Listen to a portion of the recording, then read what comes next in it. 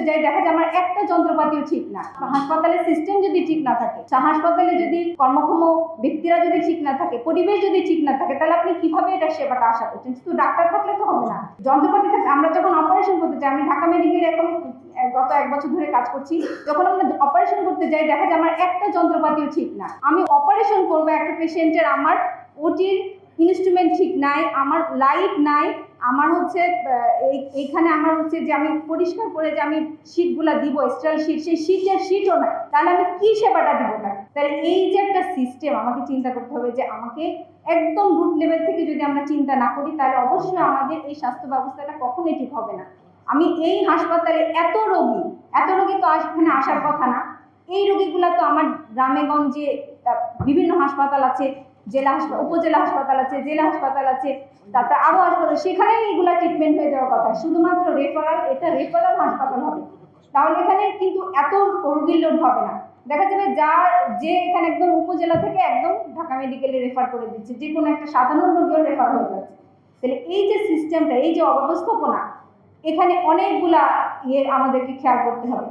যেমন আমাদেরকে public health এবং প্রিভেন্টিভ হেলথের উপরে অনেক জোর দিতে হবে, যাতে করে এই যে এবং শুধুমাত্র স্বাস্থ্য মন্ত্রণালয় এই স্বাস্থ্য ব্যবস্থাপনা ঠিক করতে পারবে না, সকল মন্ত্রণালয়। যেমন আপনি করেন যে খাদ্য মন্ত্রণালয়, সে যদি খাদ্য ঠিক মতো না করে, হ্যাঁ, সে যদি খাদ্য ব্যবস্থাপনা ঠিক না করে, আপনি কিভাবে হেলথকে আপনি করবেন?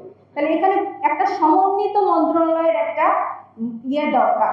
এবং এক্ষেত্রে দেখেন, আপনার প্রাইমারি হেলথ কেয়ারটা যদি আমরা অ্যাড্রেস করতে না পারি, এবং আমরা ওইখানে প্রাইমারি হেলথ কেয়ার মডেলের মাধ্যমে, যেখানে অন্যান্য বক্তারা আমাদের স্যাররা বলে গেছেন, স্যার এবং অন্যান্য স্যার, যে এই হেলথ মডেলের ক্ষেত্রে আমাদেরকে অবশ্যই একটা সমন্বিত মডেল তৈরি করতে হবে, যার মাধ্যমে আমরা এই প্রাথমিক হেলথ কেয়ার এবং প্রিভেন্টিভ হেলথ কেয়ারকে আমরা অবশ্যই জোর দিতে পারবো। তাহলে আমাদের রোগ হবে কম। আপনি চিকিৎসা করে কত আপনি ফোলাতে পারবেন? এটা সম্ভব না। আপনাকে প্রিভেন্টিভ হেলথে অবশ্যই গুরুত্ব দিতে হবে।